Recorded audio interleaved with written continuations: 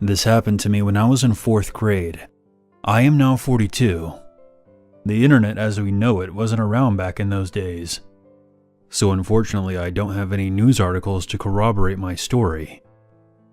But I have a very vivid memory of what happened that day. The day that my friend nearly lost her innocence and possibly her life. Here is the backstory.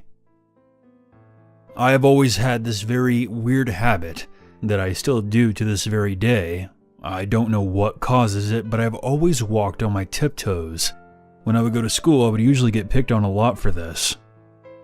No matter how much I tried walking flat-footed, I always ended up back on my toes.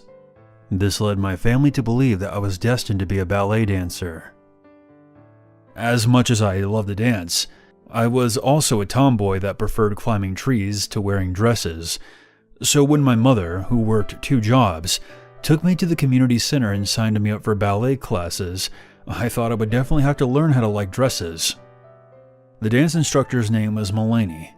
She was impressed by my skills but wasn't crazy about my height or my parents' economic status, as this was a very expensive class. At the end of my audition, I was told that I was too tall and awkward. It was a nice way of building up a young girl's confidence.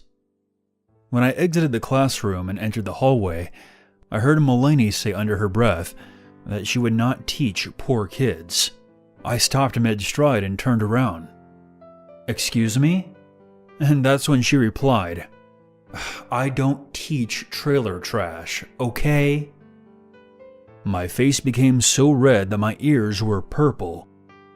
At that moment, I decided that I would knock her on her pompous ass. Before I could react, that's when I felt a hand on my shoulder, followed by a man's voice. "That's a fighter in you. Have you ever thought about trying out karate?" Mr. Diaz was a well-known and respected karate instructor in our county. He wanted me to try out his class and even offered to take me in at no charge. I would be his first girl, but he saw my potential, and I still owe him a lot for this. When I first started training, he noticed my tiptoed footing, and rather than mock me for it, he showed me how to turn them into weapons, as my legs are, to this day, still solid muscle from my calves to my thighs, and I kick harder than a mule. It was around this time that our small town on the coast of North Carolina was being terrorized by a man who had been abducting young girls. He would take them, have his way with them, and when he was done, he would bind their hands together, blindfold them before crossing into another town and dropping them off in the middle of the night. He was a sick bastard. He didn't kill any of his victims, but his MO suggested that he was becoming more and more violent with each incident. Mr. Diaz changed his lessons for a week or two and taught us how to use our momentum against attackers to get away. Eyes, nose, groin, and face. He said that if you were attacked, we should try our best to claw and scratch their face and eyes.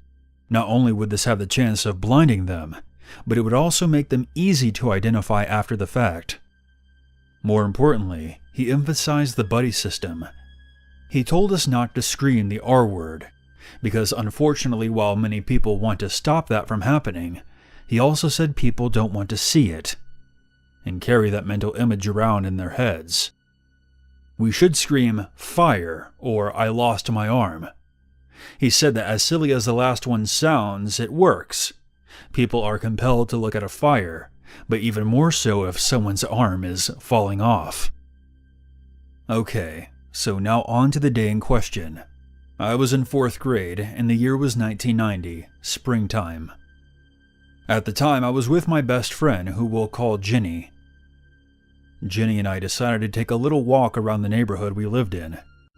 This neighborhood had 2 main entrances and formed a circle with 2 parallel streets in the middle. Homes were lined along each road, no more than 1.5 acres apart, some even closer. It was very easy to come into one entrance, leave out the other, and not be seen by anyone, even if you were paying attention to the vehicles that were passing through. This was also back when we kept the time by looking at the streetlights. The rule was when the streetlights come on, your ass better be on your way home. Ginny and I were on the main road heading towards the back. We were just being a couple of young girls talking about boys that we liked and the boogeyman that had been terrorizing our state. A girl that we knew named Kelly had been the latest victim. She was turned from a social butterfly into a psych ward irregular. She even tried to take her own life at one point. As we were talking about this, I remember looking over my shoulder and seeing an unfamiliar car approaching us very slowly. The hairs on the back of my neck stood up. The car was a Pontiac with a faded maroon or burgundy color. The driver almost reminded me of Jeffrey Dahmer. He wore these thick, red-rimmed glasses, had tight blonde, curly hair, and had a smile that made my skin crawl.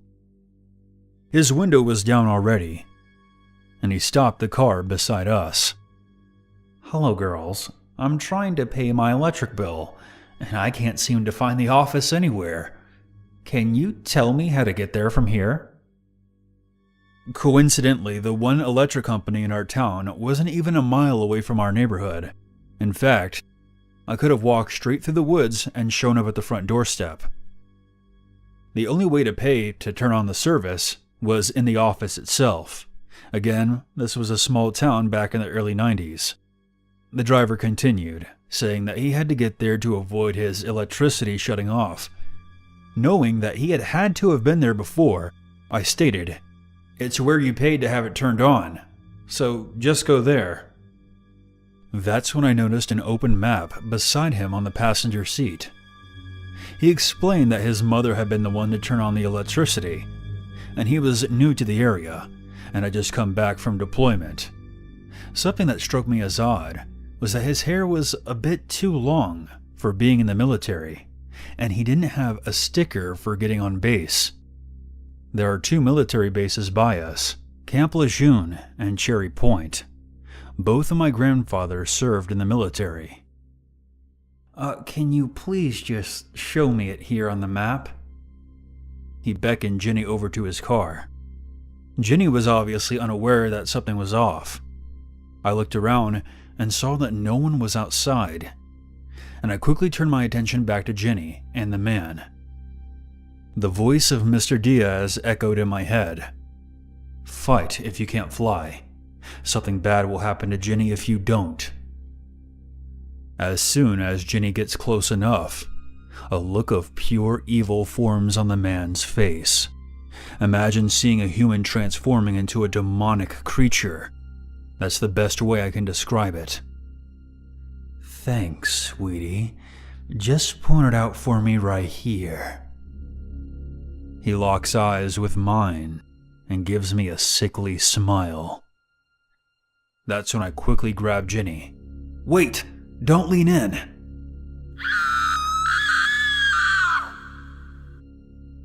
Jenny's scream echoed across the street, as I look up and saw that the man had reached over the passenger seat and had a hold of her arm. The car slowly began to roll forward as he struggled to pull her in. I yelled as I wrapped my arms around Jenny's upper body. I then pulled back as hard as I could, and I knew it was going to hurt like a bitch once I fell onto the asphalt, but that was okay, as long as I still had a hold of Ginny.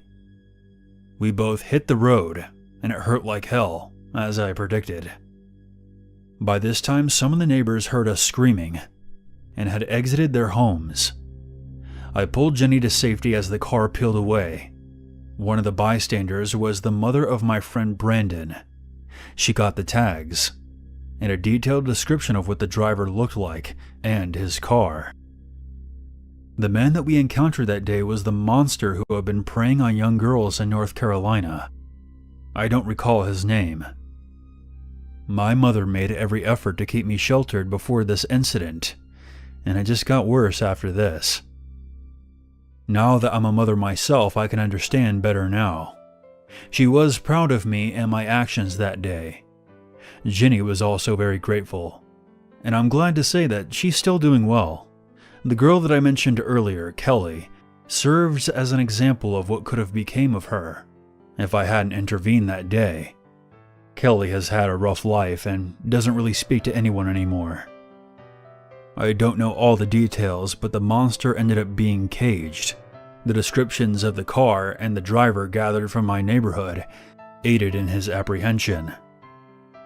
I often think back to that day at the community center, where I was scoffed at by someone who thought I wasn't worth the investment. But against all odds, Mr. Diaz saw the potential in a tall, awkward girl who walked on her tiptoes. He was the guiding voice in my head that day, and if it wasn't for him, I wouldn't have been able to save Jenny.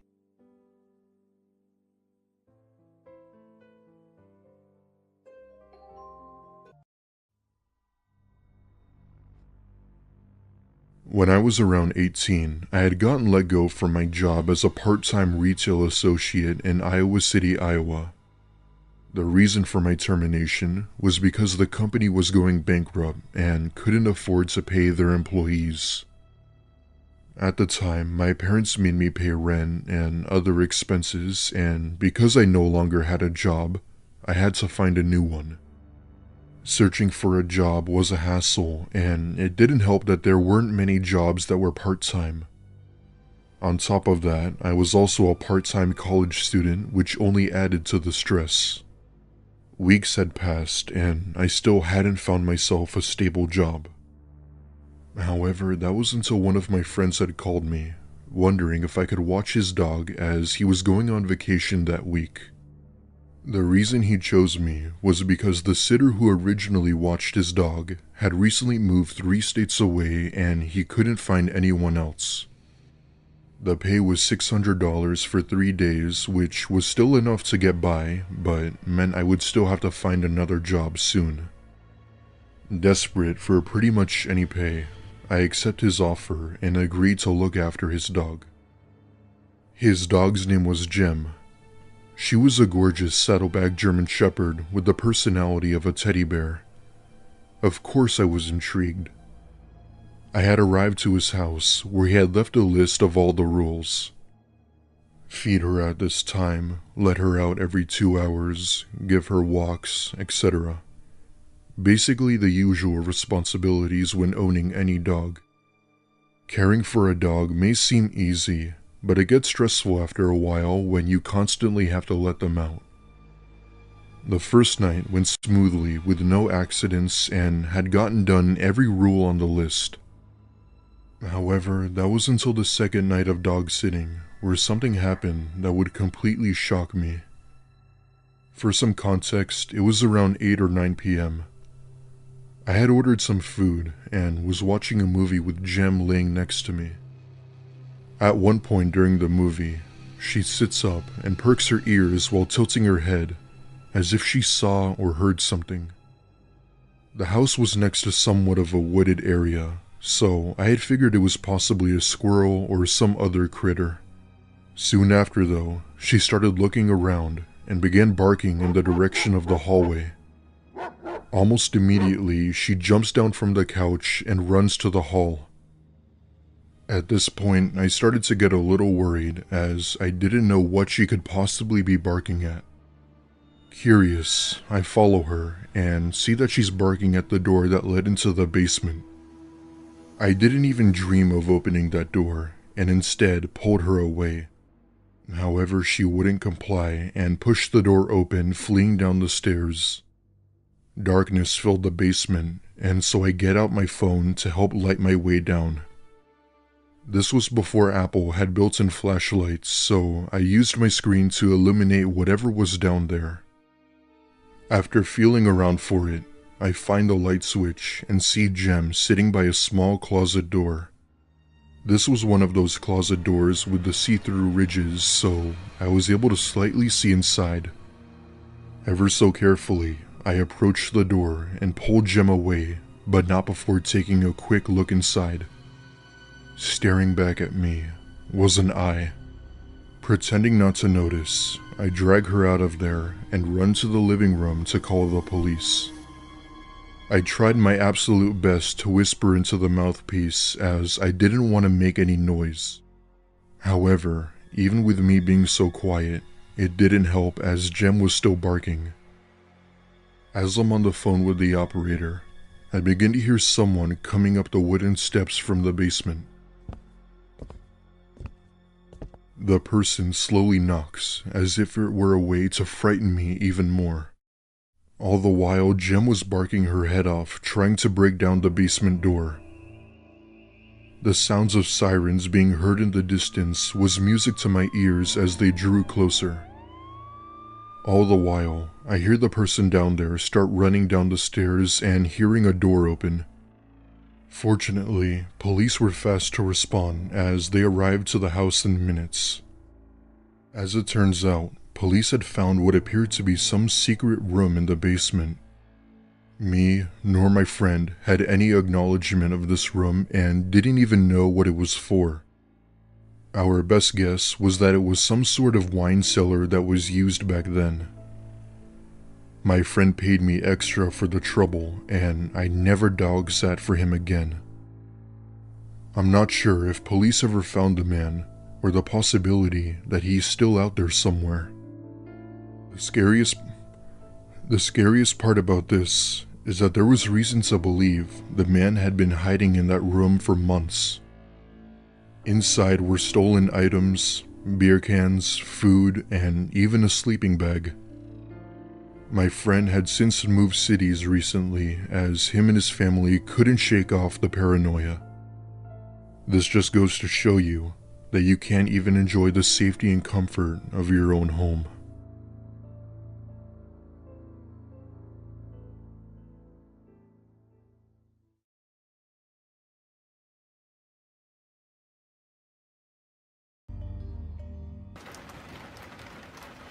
This happened in late October of last year in Ottawa, Ontario. I was visiting my old city to see my parents, which is always a strenuous endeavor. So I generally try to be in their house as little as possible when I'm over. To kill some boredom one night, I decided to go for a jog around the neighborhood I grew up in, around 10:30 p.m. I was really pushing myself as I quit drinking and was desperately trying to burn off the excess belly fat from being drunk and lazy during lockdown. I ran basically a huge circuit around the neighborhood, taking me through 3 parks. The third park I had to run through has no streetlights. It has one right in the middle, but Ottawa has a thing where random lights shut off, and this alternates across the city's power grid to save money and electricity. 9 times out of 10, it isn't shining. Now, this park is extremely dark, especially on a quiet October night with clear skies and dry ground. The road leading into it is well illuminated. This is a quaint, quiet, peaceful suburb. There has been some sketchy stuff that has happened in this little suburb, though. For example, just a 6-minute walk from my parents' house was one of the biggest drug busts our city has ever seen. Some gang with automatic illegal weapons, the whole shebang. There were also a couple of stabbings in other areas, but very spaced apart and generally resolved by the law immediately. All in all, it's a very quaint, safe, and clean place to raise a family. If I ever have kids or retire, Canada would be an ample place to do it. I have never once felt unsafe, especially in the neighborhood my parents lived in, as it's full of some very nice houses. Through the darkness, I entered the park and passed through the first part of it, which is a play structure meant for little kids. Pretty much just a wooden mini house that's next to a bouncy spring. This leads to a bigger part of the park with a basketball court, jungle gym, and a much larger play structure with a big green triceratops made of plastic in the sandbox. All this eventually leads to a path that runs behind my old elementary school. At the end of this path is my street. I almost finished my run, running through the dark, spooky park, as I have passed through hundreds of times before. Now, I got into the habit of falling asleep to creepy stories and have been watching a lot of horror movies lately. As I'm breaking into the blackness from the adjacent street, leading into the park, I am on the fence about taking a break and walking, but I remember I was trying to push myself. I carry on as I think, jokingly to myself, "Gee, I sure hope nothing spooky happens." but as I am rounding the corner to the other half of the park, I heard a distant scraping sound. I noticed a light from somebody's cell phone shining in the sandbox. As I ran closer, I heard this scraping getting louder. I got even closer, and I noticed through the moonlight that it is a man holding one of those hard rakes with the sharp tines, grooming the sandbox. Now, some internal intuition told me that I know this is super weird. Why is there some guy grooming the sandbox at almost 11 p.m. with a flashlight? As I approach further, however, I notice it isn't just a man holding a sharp rake. It's a man wearing an all-black sweatsuit with the hood up and a white hospital mask. He is standing underneath the play structure, using the tines of the rake to push a pink horse with wheels on it back and forth, and so on and so forth. He heard the stride of my footsteps approaching, and his head jerked upright in my direction. He quickly moved out from underneath the play structure and shined the light on me, right into my eyes. This is really weird, I thought to myself as I flashed him an utterly exhausted, awkward wave. I have asthma, and my quads and lungs are giving out. I try super hard to up the pace, because I am fairly creeped out at this point. In a flash, he kills his light, and I cannot see a single thing anymore. My heart jumps into my throat, and I am very tuckered out at this point, ready to collapse. I heard a soft shuffling in the sand as I passed him, followed by rapid footsteps in between my strides getting closer and louder. Instantaneously it clicks that this guy is charging me with the rake. It's crazy what fear and adrenaline can do, because I went from 0 to 100 real quick, sprinting faster than I would be able to normally. My whole body is burning, especially my lungs, as I cleared the park onto the well-lit path. I was moving so fast and panting so loud, I couldn't even tell if he was following me or not. I didn't look back. I cleared the end of the path and saw some guy getting out of his car. With him as my witness, I turned around, panting myself to death and wheezing. He was gone. I walked back to my street and went into my house, hacking up disgusting amounts of phlegm, absolutely drenched in sweat. I avoided telling my parents this story at first, just to avoid their reaction, but everyone else in my life knew pretty quick. I don't care for police, so calling them wasn't even something that crossed my mind. Later, when I reconnected with an old friend, one who never left Ottawa, she informed me that my old elementary school converts to a homeless shelter at night. They set up cots in the gymnasium and kicked them out at 6 a.m. Her reaction was to rationalize that it was probably a mentally ill, homeless person who was bored and couldn't sleep. But what if he had a different intention? Was he waiting for a jogger to pass by? Was he trying to scare people just for the fun of it? Or was he really in a violent mood? I guess I will never know. This took place when I was only 7 years old. Back then, my parents would always drop me off at my grandma's house on the weekends. I always looked forward to staying with her. We would always go for walks around the neighborhood and talk to the people that she knew. My grandmother was always a very religious person, and we went to church with many of the people in her neighborhood. It was a very friendly community. They would often host garage sales on the weekends during the warmer months, which usually had decent turnouts. On one weekend, my parents decided to go to one of the garage sales with us. I was super excited. We usually just like to look around and rarely would buy anything. Eventually, we got to a house that had boxes of toys lined all the way down the driveway. The sale was happening at a house that we had never been to before, and we didn't know who lived there. Once I saw all the toys, I thought I had just won the lottery. While I was busy sorting through the newly discovered treasure, my grandma and parents were a few yards away looking at some dishes and furniture, and making conversation with some of the other people there.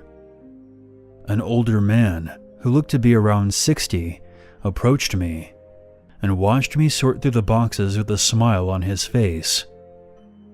"My, what a pretty young woman you are. Do you like toys?" I eagerly said yes, not thinking anything of it. I was about to leave to go ask my mom if I could buy a toy horse that I found.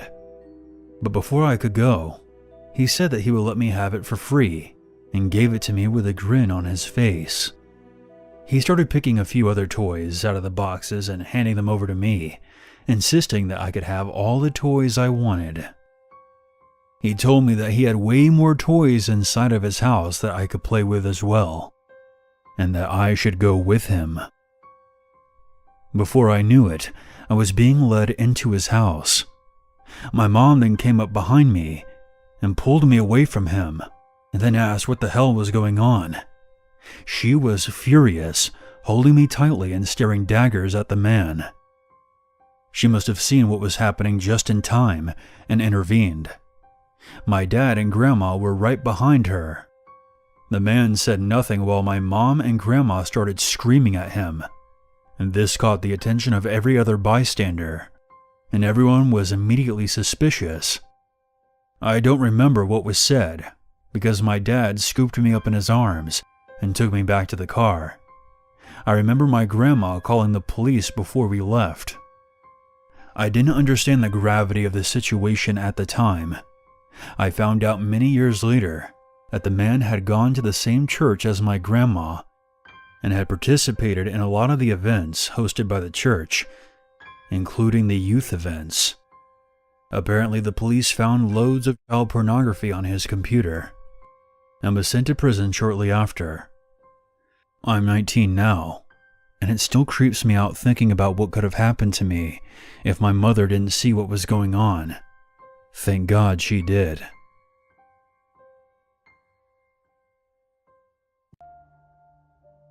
When I was about 15, my family and I moved into a large house. It was a relatively new home with 3 bedrooms, 5 bathrooms, a garage, and even a large basement. Both of my parents were in the upper medical industry and worked several hours of the week.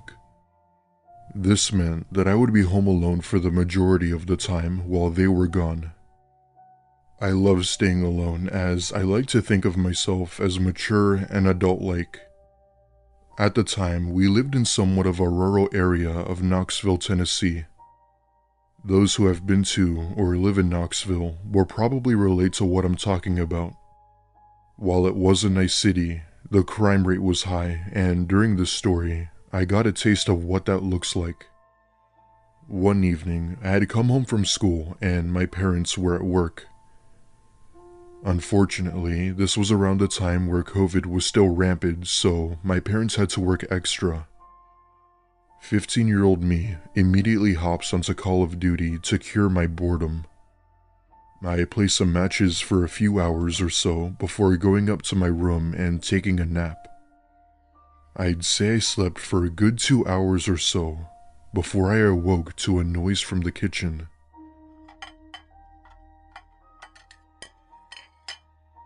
Looking back, it kinda sounded like a clanking noise you'd hear when moving stuff around. I wake up and take a look at my clock. It was around 7 p.m. I was genuinely annoyed from this noise and put on my slides and went downstairs to see what it was. I ever so slowly turned the corner and what I saw chilled me to the bone. There, in the kitchen, was a woman going through our fridge. She had her back toward me, so she couldn't see me or know that I was there. To provide a little more detail, she was not at all a pleasant-looking woman. She looked homeless, and looking back, I'm pretty sure she was. She wore torn shorts, a tank top, and some sort of wristband. I put my hands over my mouth and slowly went back upstairs. As much as I wanted and needed to call the police, I couldn't as the only home phone we had was near the kitchen. Instead, I thought of another idea. My parents were friends with the neighbors from down the road, so I'd figured I'd go there and call the police. Now, I obviously couldn't have gone through the front door, so I did what anyone else would do. I opened my bedroom window and climbed out while gathering up the courage to fall. When I finally did, I hit the ground with only a sprained ankle and made my way over to the neighbors where I explained what happened. They, of course, instantly let me in to use their phone to call 911. In the meantime, they made a call to the hospital my parents worked at. The police ended up coming a lot faster than I thought and entered my house. Within a minute, they came out with an old, tired, lanky woman in handcuffs. However, she didn't try to get away or resist arrest. She seemed somewhat neutral about it, as if she had accepted her defeat. As it turns out, my theory was correct after all. She was a dangerous homeless woman who had broken into several homes in the area. My parents had come home soon after, where they had spoke with the police, where they then recommended we get cameras. And that's exactly what we did. The next day, my dad went out and installed a high-tech security system around the house. Surprisingly enough, the story didn't end there. It wasn't until a few nights ago where I had brought up the incident to my mom and asked if she remembered about it. Her eyes went wide with this look of fear and worry. When I asked what the matter was, she sat me down, held my hands, and said she was going to tell me something I didn't know. When her and my dad were talking to the cops that day, the cops had mentioned something that would shock them to their core. When they had entered my house, they had found a woman standing outside of my bedroom door. In her hand was one of our kitchen knives that she appeared to have been gripping tightly. Let's just say that if I hadn't jumped out of my window, things probably wouldn't have ended well for me. Thankfully, we hadn't had any break-ins as of today, and I hope it stays that way.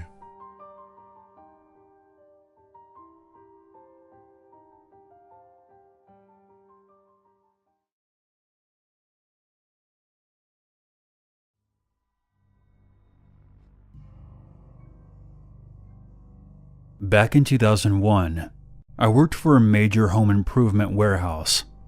Let's just say the company I worked for had a thing for the color orange. By then, I had been with the company for about 8 years. My previous position was with HR, an assistant to the regional and store managers. The company eliminated that position, so I asked to be transferred to the RTV department, which stands for Return to Vendor. The girl who was working in that position gave her 2 weeks' notice, so the timing was perfect. The job was to work with the different vendors to get credit back to the store for defective merchandise. Our company had a pretty liberal return policy back in 2001, and some people brought back some strange things like garbage disposal units infested with maggots, old plug-in drills that weren't even being manufactured, you could always tell by the serial numbers, defective lawnmowers, and half-put-together shelves. I've seen it all. My RTV cage, as they called it, was located in the receiving department at the back of the store. It was a 12-foot-high chain-link fence with a swinging door entrance, which I would lock when I would go on lunch break or checked out for the day. I had my computer up on a makeshift stand, where I would process the credits and have vendors sign off on them.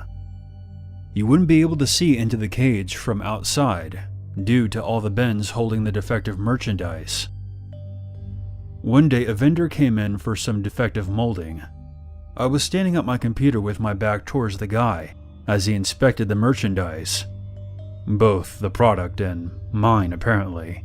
He then told me, "I'll give you credit for everything here."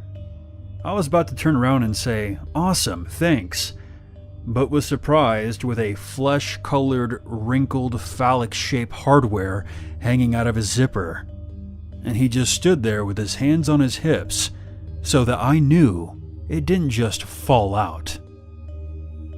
I turned around back to my computer, and I felt faint. I thought, Did that just happen? Without turning back around, I handed him the RTV paper to sign, and he said, "See you in a couple weeks." I took some time in the cage to compose myself, and then walked to the manager's office and informed him about the situation. I also called the MOD. They like their acronyms. And his reply was, "Well, what do you expect?" And then started laughing. Since this was 20 years ago, I'll go ahead and say that I was pretty cute back then. Tan, fit, always had my hair and makeup done.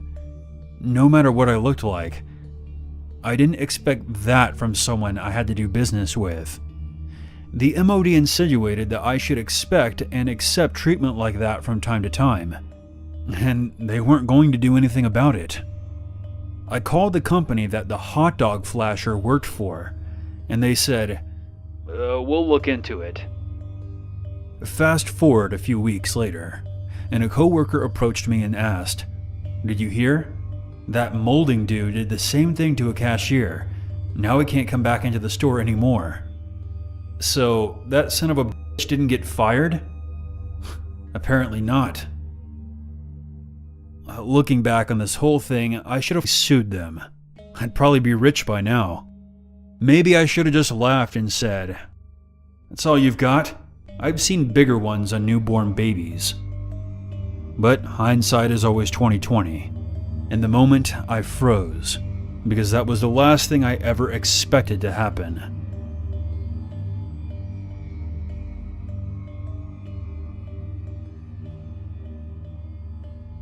I was 12 and my older sister and I were home alone for the weekend. I was waiting for a friend to pick me up and getting restless. There was a knock on the door. Thinking it was her, I ran to answer it without checking through the peephole. A man was standing there with a clipboard and he said he needed to check our gas meter. I was entrenched in the disappointment of my friend still not having arrived yet. So I just told him, "Yeah, sure, whatever you need to do." I didn't notice at the time, but he wasn't dressed as a city official. He had a green and purple shirt with bold stripes, kind of like the host of Blue's Clues. He came in and immediately went upstairs to where our bedrooms were and walked into the open door of my room, the typically girly girl room with pink and glitter. Thank God my sister came down the stairs at the exact same moment and said, "Oh, is that Daphne's dad? Why is he going upstairs?" And I complained about how Daphne wasn't here yet, and was going on and on about how unreliable she was. And then my sister cut me off. Wait. If Daphne isn't here, then who is that?" I said, he said he was here to read the gas meters. Her face turned white. She flung open the front door and dragged me out, hand clamped over my mouth protesting. She said, "Our gas meters are outside." Neither of us had a cell phone. It was the 60s. And obviously, we weren't going back in the house to call authorities on the landline. Then my ever so resourceful sister had a stroke of genius. A man was walking right by our house and she motioned him over. She called out loudly into the house, "Oh, Dad, it's good you're home. A man from the city is here to read the gas meters. He's upstairs." And just like she'd hoped, this man on the street said, "What are you talking about?" The man in the striped shirt bolted out of that house. The man on the street asked us repeatedly if we were okay, if we needed him to stay and wait in the yard with us until our parents got home. He was very sweet. We were so startled that we barely thanked him before slamming and locking the doors along with the windows. As irate as my sister was that I let someone in the house, she begged me not to call the authorities because my parents left her in charge and she worried she'd be in trouble. I didn't want to catch any heat from carelessly allowing some random guy inside, so I was on the same page. 3 weeks later, a girl in our community went missing, with the same MO. She was home alone, and the authorities found the door open and no signs of forced entry. My sister and I discussed our options, but deep down we knew we had no choice but to come clean. We told the police everything. I don't know if it ever helped, but they did tell us they had reason to believe it was the same man. They also tracked down the man who helped us on the street. It turns out we already knew him.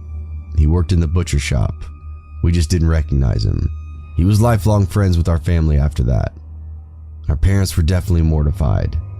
They weren't angry with us, just glad we were okay. Though they did review all the rules of caution and didn't let us leave home alone for a while. They ended up finding that girl. Apparently she'd been held for a few days, then burned alive. They never caught that man, but fear not. He appeared to be in his early 30s in the 1960s, so any case, he has to be dead by now. I just thank God every day for my sister's resourcefulness and quick action. So this happened yesterday, and I'm still pretty shaken up. Just for some backstory, I'm a 25-year-old female, and my boyfriend and I both have jobs where we can work from home and in an office. I was extremely tired yesterday morning, so I decided to work from home as my boyfriend went into the office. So I was alone all day with just my dog and cat at home with me. The day was normal as any other workday from home that I've taken until about 1:30 p.m. This is where things took a turn. I had just hopped into a work meeting when my doorbell rang. We have one of those Ring doorbells with a camera, and it notifies my boyfriend's phone that someone's at the door. I texted my boyfriend and I asked if he could check who it was, and he said it was an older man who looked kind of sketchy and did not answer the door. So I ignore the door and go back to my meeting. 20 minutes later, I'm done with my meeting and I decided to check my phone. I always keep my phone on Do Not Disturb while I'm working, and as soon as I checked it, I noticed all of the calls and texts that I'd missed from my boyfriend. Panicked, I immediately called him back and he frantically asked me why I haven't been answering.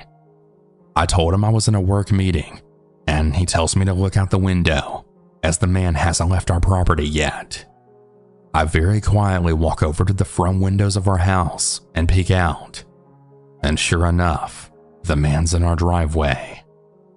He had parked his old beat-up truck next to our car in our driveway, and he was looking back and forth very sketchily. He had on dirty jeans and a dirty gray tank top. I immediately run back to our bedroom, and at this point, my heart is pounding in my chest. I tried to comfort myself by just saying that maybe he had the wrong house, but no. The man began looking through our windows trying to see inside, and he proceeded to try and open our back gate, which was locked. As I mentioned earlier, I have a large dog, and at this point, my dog is snapping and growling at the front door. As I still had my boyfriend on the phone, and he was actively watching the man on the camera app on his phone, I asked him what I should do since I was in full panic mode and completely alone. "Call 911, he firmly said. I did as he said, and with shaky hands I called. While I waited for the police to arrive, I texted my mom to let her know of the situation, and she immediately dropped what she was doing and said she was on her way. The man was still snooping around the house and looking through our windows. At this point, I had no idea what his intentions were, but by the looks of it, they didn't seem good, and I was really afraid he would see me. As soon as the man saw the police coming down the road, he hopped in his truck and sped off. I ran outside to the officer, and at this point my mom had arrived as well. In tears, I explained what happened, and thankfully my mom got the man's license plate number. The police took his license plate number as well as description, and they told me they'd be on lookout for him. I know this may not seem as scary as some of the other stories here, but when you're alone and there's a man looking through your windows and not leaving your property, you have no idea what his intentions are, and it's absolutely terrifying. I wasn't able to sleep last night because I was so terrified, thinking he would come back to try and finish what he started. I'm hoping the police call me with an update since we had the license plate number, and if they do, I will provide an update. And to the strange man who wouldn't leave my property, please don't come back again. This happened when I was 17.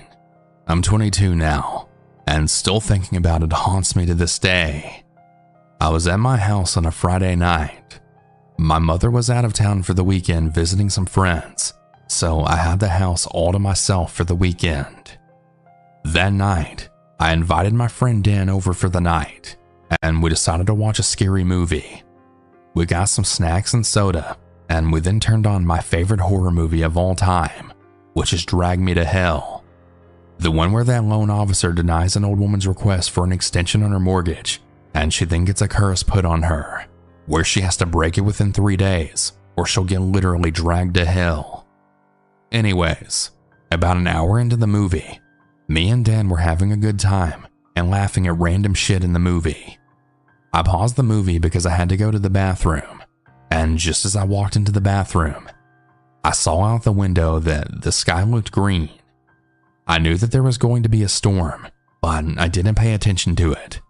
So I did my business, washed up, and went to continue the movie. Well, after the movie was over, me and Dan got an alert on our phones. The alert said that there was going to be a tornado warning until 7:45 p.m. and to seek shelter now, and that the threat level was really extreme. We immediately left the house to get to the storm shelter in the trailer park. Yeah, I lived in a trailer park at the time, so we had to evacuate the trailer. Just as we got to the storm shelter, that was when all of the sirens started to go off and the wind started to get violent. The owner of the trailer park unlocked the shelter, and us and everyone else in the trailer park got inside of it. We went down to the basement and all huddled. About 10 minutes later, the power went out, and we could all hear the wind getting really violent, and what sounded like a freight train shook the whole building. It shook so violently that I actually thought it was going to collapse. I started crying, and I thought we were going to die. Me, Dan, and everyone else in the shelter started freaking out. There were 5 loud crashing sounds that came from outside. I was so terrified that I felt like I was going to shit myself.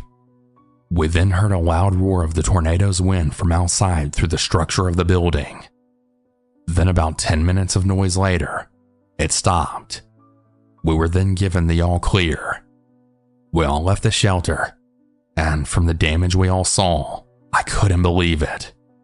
To say the damage was crazy is an understatement.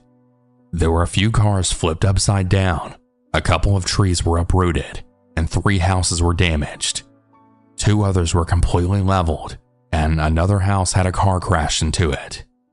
Me and Dan hugged each other tightly while crying hysterically, because we were really glad to be alive. We were probably doing this for about 15 minutes. Then we walked back to my house. Luckily, all it had was just a little bit of side damage. Dan also lived in the trailer park at the time. Dan's mom and sister said when they got back to their house, there was damage to the roof. I invited Dan to spend the night at my house tonight. He agreed since he was still terrified. His mom and sister were cool with it too. I know this isn't the typical story with a creeper, but it was still terrifying, and I will never forget that day. So this happened yesterday, and I'm still pretty shaken up. Just for some backstory, I'm a 25-year-old female, and my boyfriend and I both have jobs where we can work from home and in an office. I was extremely tired yesterday morning, so I decided to work from home as my boyfriend went into the office. So I was alone all day with just my dog and cat at home with me. The day was normal as any other workday from home that I've taken until about 1:30 p.m. This is where things took a turn. I had just hopped into a work meeting when my doorbell rang. We have one of those Ring doorbells with a camera, and it notifies my boyfriend's phone that someone's at the door. I texted my boyfriend, and I asked if he could check who it was, and he said it was an older man who looked kind of sketchy and did not answer the door. So I ignore the door and go back to my meeting. 20 minutes later, I'm done with my meeting, and I decided to check my phone. I always keep my phone on Do Not Disturb while I'm working, and as soon as I checked it, I noticed all of the calls and texts that I'd missed from my boyfriend. Panicked, I immediately called him back, and he frantically asked me why I haven't been answering. I told him I was in a work meeting, and he tells me to look out the window, as the man hasn't left our property yet. I very quietly walk over to the front windows of our house and peek out. And sure enough, the man's in our driveway. He had parked his old beat-up truck next to our car in our driveway, and he was looking back and forth very sketchily. He had on dirty jeans and a dirty gray tank top. I immediately run back to our bedroom, and at this point, my heart is pounding in my chest. I tried to comfort myself by just saying that maybe he had the wrong house, but no. The man began looking through our windows trying to see inside, and he proceeded to try and open our back gate, which was locked. As I mentioned earlier, I have a large dog, and at this point, my dog is snapping and growling at the front door. As I still had my boyfriend on the phone, and he was actively watching the man on the camera app on his phone, I asked him what I should do since I was in full panic mode and completely alone. "Call 911, he firmly said. I did as he said, and with shaky hands I called. While I waited for the police to arrive, I texted my mom to let her know of the situation, and she immediately dropped what she was doing and said she was on her way. The man was still snooping around the house and looking through our windows. At this point, I had no idea what his intentions were, but by the looks of it, they didn't seem good, and I was really afraid he would see me. As soon as the man saw the police coming down the road, he hopped in his truck and sped off. I ran outside to the officer, and at this point, my mom had arrived as well. In tears, I explained what happened, and thankfully my mom got the man's license plate number. The police took his license plate number as well as description, and they told me they'd be on lookout for him. I know this may not seem as scary as some of the other stories here, but when you're alone and there's a man looking through your windows and not leaving your property, you have no idea what his intentions are, and it's absolutely terrifying. I wasn't able to sleep last night because I was so terrified, thinking he would come back to try and finish what he started. I'm hoping the police call me with an update since we had the license plate number. And if they do, I will provide an update. And to the strange man who wouldn't leave my property, please don't come back again.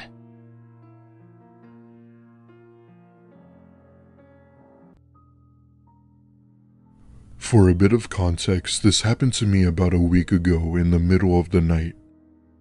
I'm a 27-year-old male and live alone in a small one-bedroom house in our rural area of Idaho. I was never the type to enjoy cities, nor was I the type to be around a lot of people. I just wanted a nice and quiet life, which is why I chose Idaho. Just this past week, I experienced something while home alone that I just had to write about. It was around 8 p.m. and I was at home cleaning the house when I hear my washing machine ring, letting me know that my clothes were done. My washer and dryer are both located in the basement of my home, so I went down there while turning on the light when I noticed something odd. One of the shelves that had been up was now face down with tons of my tools scattered around the floor. This was strange as it was pretty sturdy. Why I didn't hear it fall over, I don't know, but I stand it back up and tend to my laundry. I take out my clothes and put them into the dryer, and the second I do, the shelf from behind me falls over and creates a loud crash.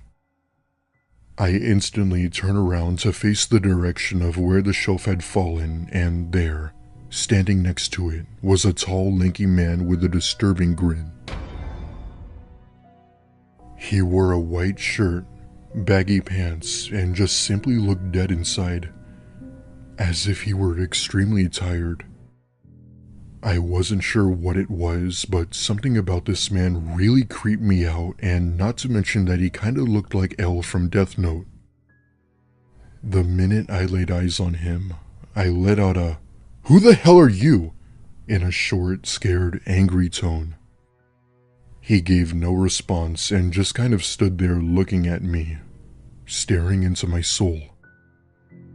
Figuring he might have been in the possession of drugs, I calmly asked him if he needed help or was lost. Even with my calm approach, he still didn't talk or even move. Not knowing what to do, I called police and told them my situation. They said they'd send someone over, but that it could take a while due to extreme weather conditions. After I had hung up, the man had still been staring at me with his baggy eyes doing seemingly nothing. Then, after what felt like an eternity, he simply turned around and walked back up the stairs and out the back door. I of course followed him, and he kept walking away from my house, disappearing into the night. There aren't any houses or other forms of civilization for a few miles, so I was confused as to who he was or how he got here. He hasn't been back since, and although it was a pretty creepy experience, I'm glad he's now gone.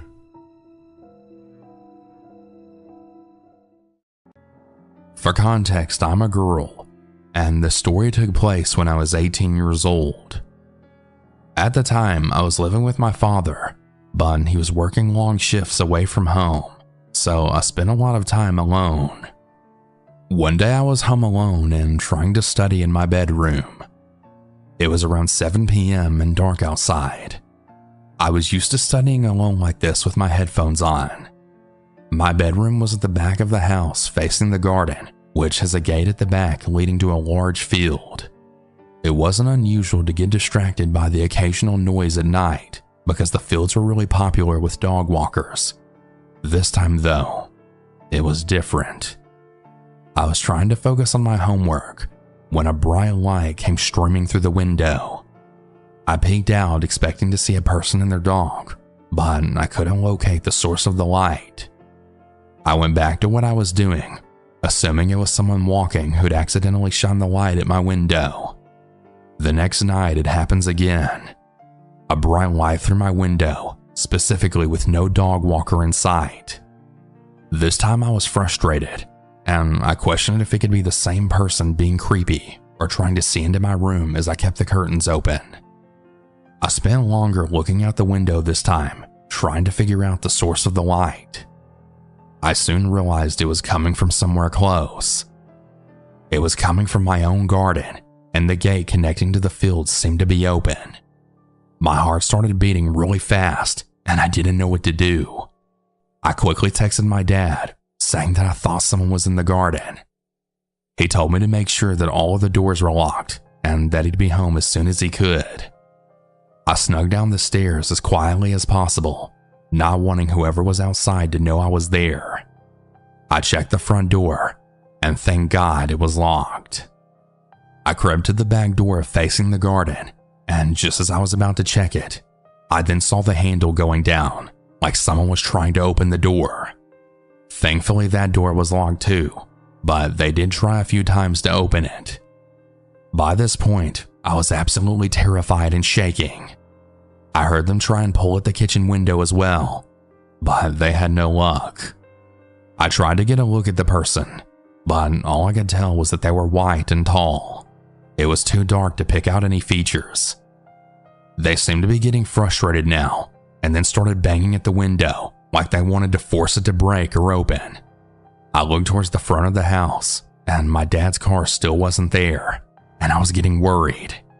Then by some miracle, I heard my neighbor's back door open and their large dog barking loudly. They must have noticed the stranger and then let out their dogs to scare them away. And it worked. I haven't seen them around again. I've never been so thankful for my neighbor's loud dogs before, and now I always check the doors are locked, even more than I used to.